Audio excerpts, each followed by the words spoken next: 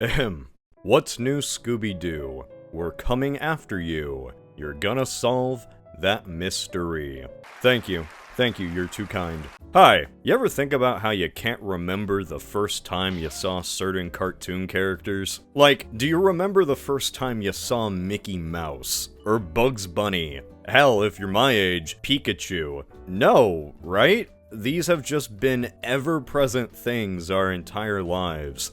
I don't remember the first time I saw Mickey Mouse or Bugs Bunny, but I do remember the first time I saw Scooby Doo. And the biggest irony is, it wasn't in the cartoon, or the one with Simple Plan. It wasn't Zombie Island or Witch's Ghost. Oh no, my first introduction to Scooby Doo was this. Scooby Doo is a weird franchise. This is really spooky! Yeah, this doesn't feel safe. They don't ask Scooby Doo where are you anymore, because Scooby Doo is everywhere. There is always something Scooby Doo coming out. Movies, shows, games, food, clothes. Hell, Scooby is in Fortnite now. He looks horrifying. In my generation and younger, despite us being exposed to the most Scooby of anyone, I don't see a lot of diehard Scooby fans. Like, everyone is certainly opinionated about Scooby Doo, but Scooby often isn't on a lot of people's minds. It's not a lot of people's favorite thing. Scooby hyper fans are a rare breed, and I was unlucky enough to marry one. In the last few years, I have been exposed to far more Scooby media than a man in his 20s ever should be. My family didn't even watch anything Scooby-Doo related until we got Boomerang and Cartoon Network when I was like 8 or 9. But now, well, I have seen a lot. There have been so many straight-to-DVD movies, so many crossovers. They met the Harlem Globetrotters, they met the Joker, they met John Cena.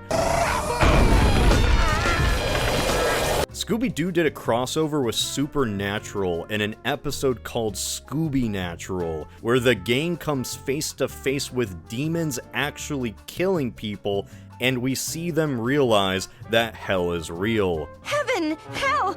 Am I going to hell? For so much Scooby-Doo in our world, so much Scooby in our everyday lives, it might just seem like this is how it's been since the 1970s. But here's the thing. Before the late 90s, Scooby-Doo was kind of dead. Help! I've been confined to house arrest for all my nefarious crimes, and I just realized my room is boring. I really need some decorations to spice this place up. Luckily, that's where the sponsor of today's video comes in, Displate. Displate doesn't require drilling or wall damage of any kind. Each comes with its own magnet mounting system to allow easy setup right on your walls. Plus, since they're only magnets, you can easily swap displates out. There's over 2 million artworks available to choose from, with new original art or art from your favorite series. I got this classic 40K art piece as a textra. Look at how the art itself is engraved and pops out. The level of detail on something like this is just insane. I also got these pieces for Halo, Titanfall, and of course, who could forget Transformers. They're fast to install and fast to ship. After ordering, it only takes 4 to 5 business days to arrive. Not only can you choose from all these designs, but now you can even make your own. Turn your own image into a metal poster. Just upload an image or artwork, and there you go. So what are you waiting for? Click the discount link in the description, displate.com/@PointlessHub. Discount is automatically applied at the checkout, or use my code PointlessHub to get 33% off for 1 or 2 displates, or 38% off for 3 or more displates. I'm glad I've spruced up my home. Now my multi-year sentence will be all the more brighter, until I escape. That's displate.com/@PointlessHub. I swear this has to do with the live-action movie, just stick with me. So it's the early 90s. Scooby-Doo's luck has finally ran out. Everything had been tried. Mysteries with the original gang, Ghoul School, Scrappy Doo. After a pup named Scooby-Doo ended in 1991, the franchise was dormant for 7 years. There was one TV movie, and that wasn't even really just about Scooby-Doo. This is a lie. While nothing was happening on the screen, a lot was going on behind the scenes. So, Hanna-Barbera was bought by Turner in 1991. You know, like Ted Turner, CNN, Captain Planet. Turner was then bought by Warner Media in 1996. This 1-2 combo of mergers led to a lot. It created Cartoon Network. Hanna-Barbera's library could be repeated constantly on cable. Warner Bros. Didn't care about 95% of this library. This was a trash pile of clones and relics from the 70s and 80s. The only characters that anyone cared about anymore were like the Flintstones, Yogi Bear, and in our case, Scooby. These were the gems of Hanna-Barbera, as in they just weren't buried in the desert alongside Quick Draw McGraw and Doggy Daddy. Scooby Doo had something the others didn't. Scooby Doo was marketable. I guess Flintstones is also kind of marketable, they had the cereal and smoking, but you get my point. Warner Bros. Had a plan to revive Scooby Doo, breathe new life, turn this dead series into a merchandise machine.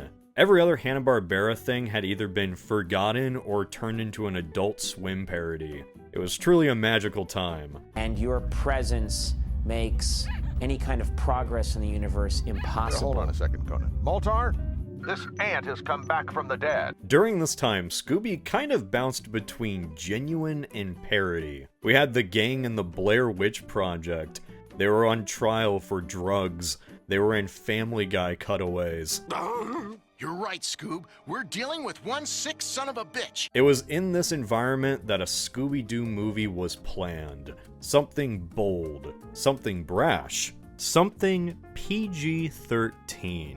I feel like it's common knowledge that the Scooby-Doo movie was originally meant to be PG-13. Is that common knowledge? Am I just too much online? Well, if you didn't know, now you do. The movie was being planned only 2 years since the revival, so the company itself didn't really know what they wanted to do with Scooby. Maybe something edgier would bring in the adults. Who knew? Mind your own business, pal! As you might have guessed, being on the internet, adults like nostalgia. This is not a new phenomenon. Each decade has had its own good old days. It's kind of funny, just as everyone today is nostalgic for the late 90s and 2000s, nobody remembers that there was nothing more 90s than being nostalgic for the 70s. This is the time we got stuff like Austin Powers, the Brady Bunch movie, That 70s Show. Hell, they even brought back Woodstock. There's a reason we don't mention that Woodstock. What I'm getting at here is that it was in this primordial ooze of corporate mergers and 70s nostalgia that the Scooby-Doo movie was born.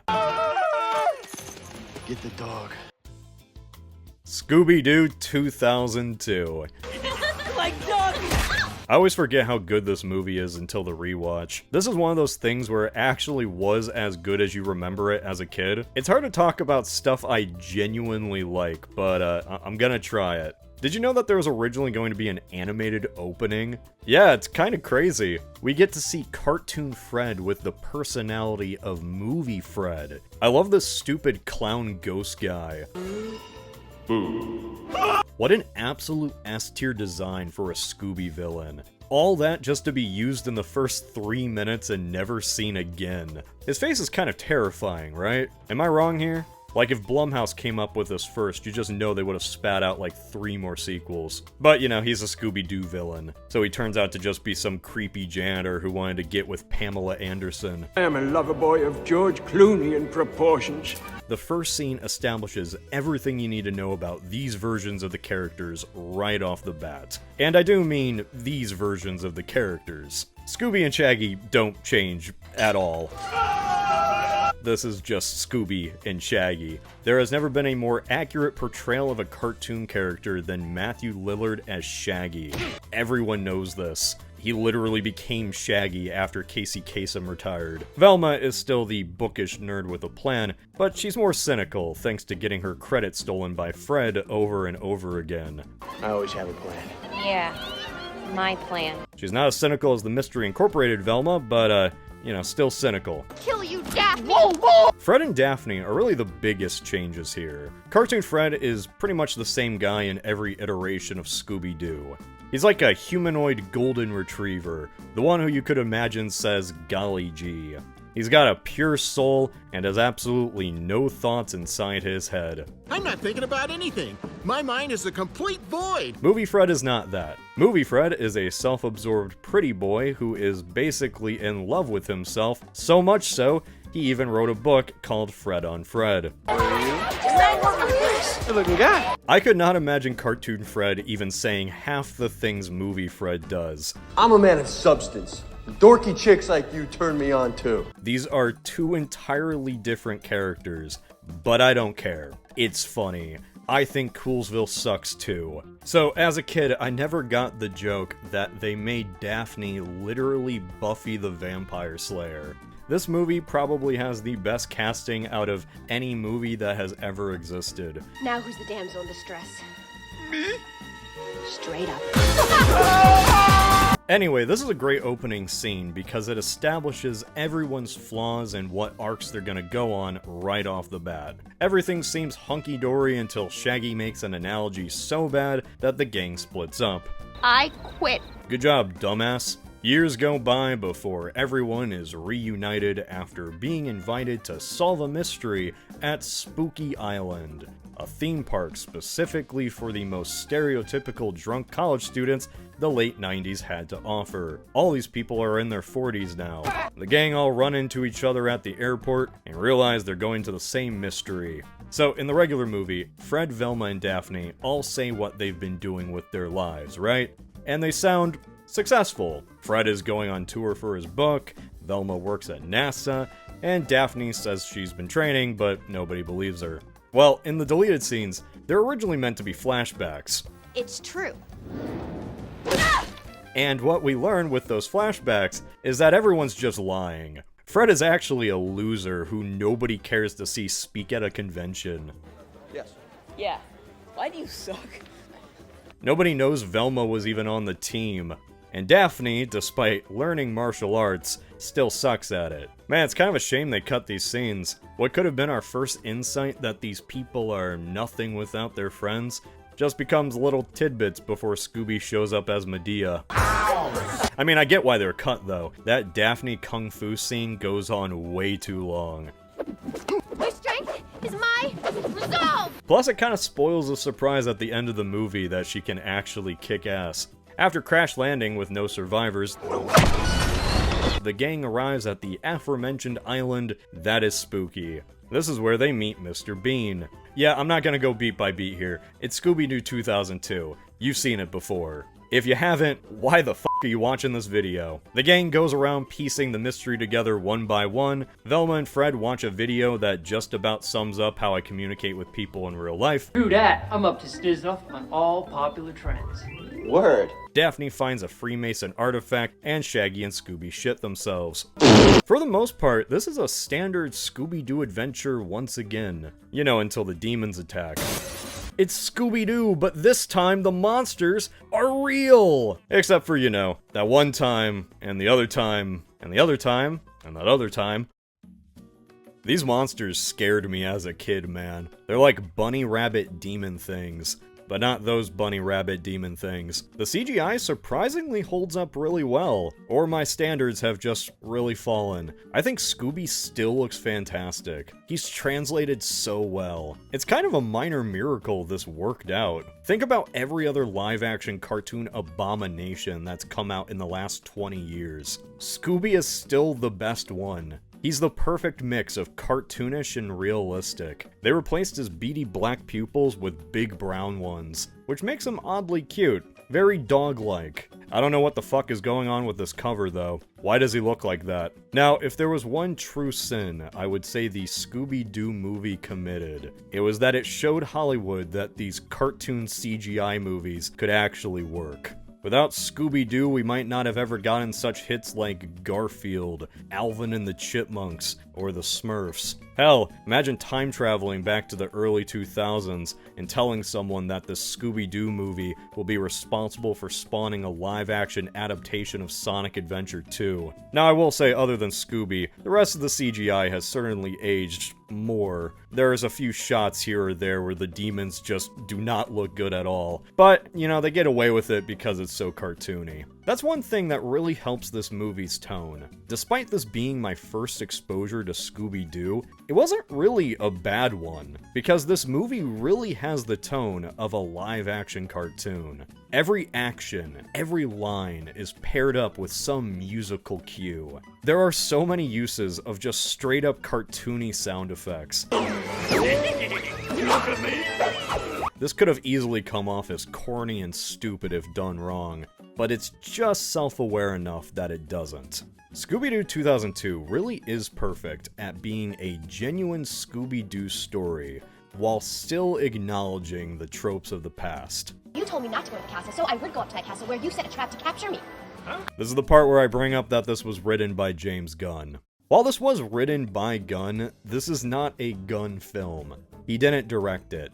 He didn't have anything to do with the movie other than writing the screenplay. Scooby Doo is as much a James Gunn film as Transformers is an Alex Kurtzman film. Writing is only one part of a movie. His fingerprints are certainly everywhere though. It's funny knowing the type of writing that Gunn would make his career off of, coming through this PG Scooby Doo movie. I can look at myself naked. Acknowledgement of tropes, an ensemble cast of characters who become a family, and a story with genuine heart. Before there was a Guardians of the Galaxy or a Suicide Squad, there was Mystery Inc.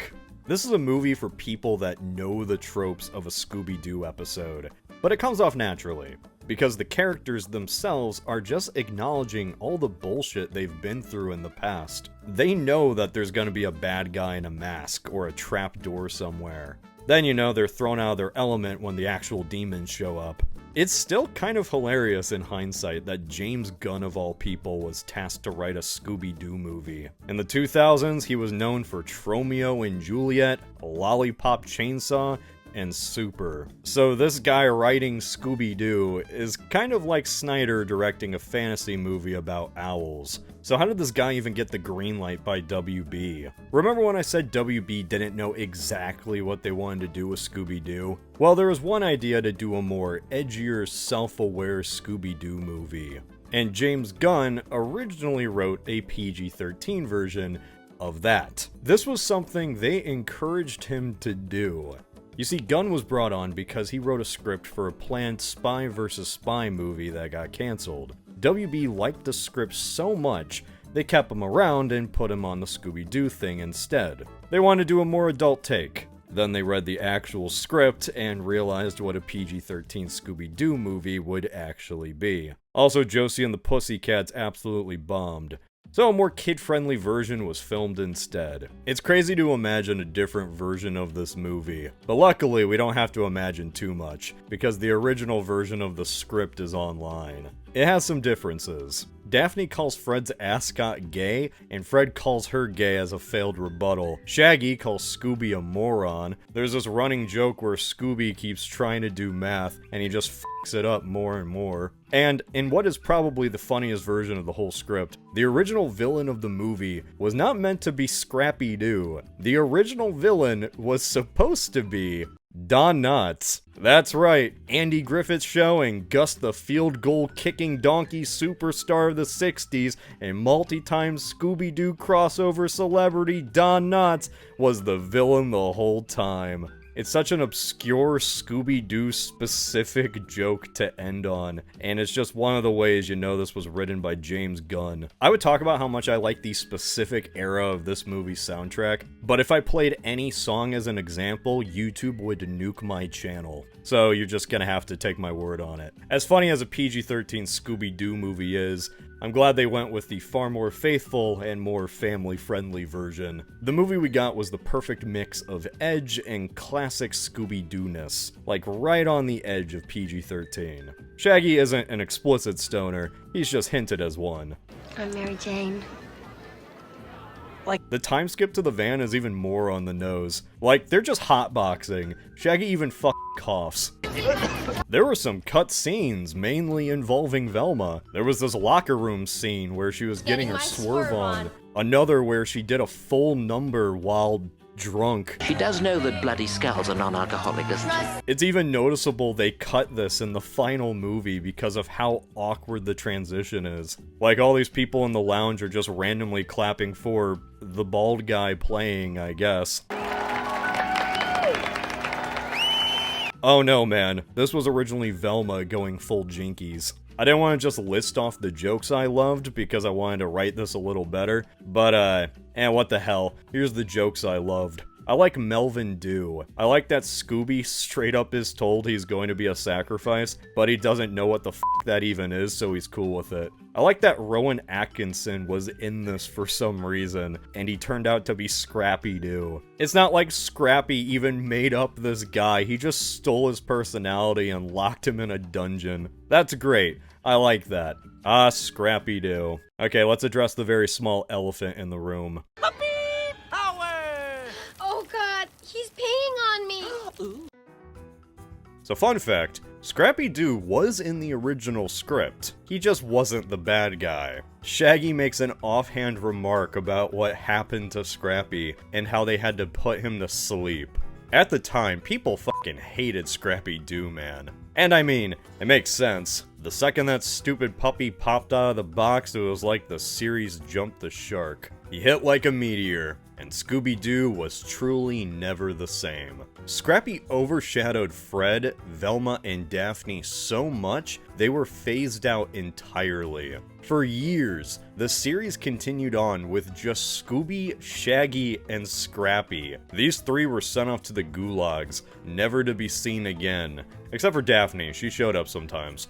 The Mystery Inc. gang wouldn't be properly reunited until 1998. For 2 whole decades, it was just these three doing random bullshit. Those children who watched Scrappy Doo grew up to become man-children. And those man-children would end up making things of their own, like James Gunn. James Gunn fucking hates Scrappy Doo, and that hate wasn't entirely unique.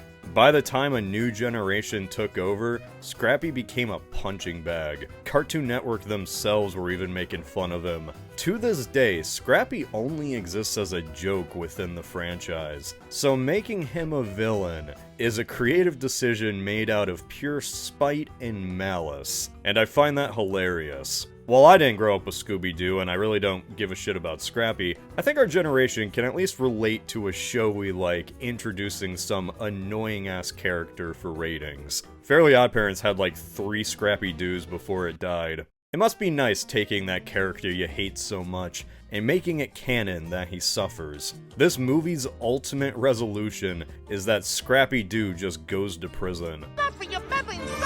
All after he attempted to harness demon energy and trap the souls of Gen Xers to become Liver King. His reign lasts one punk rendition of the Scooby-Doo theme before he gets his pyramid ripped out and becomes small once again. I love it. I get why Gunn did it. If I could ever make a live-action Fairly OddParents movie, I would have that stupid fairy dog get run over like Brian Griffin. Here's kind of the ironic thing, though. As much as he deserves to be the laughingstock of pop culture in general, he kind of saved the franchise. Alright, so there was the original run of Scooby-Doo, right? The simple formula of the gang solving mysteries and all that. Well, that formula after a few seasons was running dry. And as an attempt to boost falling ratings, they invented Scrappy Doo. As much as people today hate Scrappy Doo, back then they clearly didn't. Ratings soared for at least a while, and stayed there long enough for the series to just keep chugging until the new iteration. Having it just be these three is stupid. But it's also something kids at the time liked.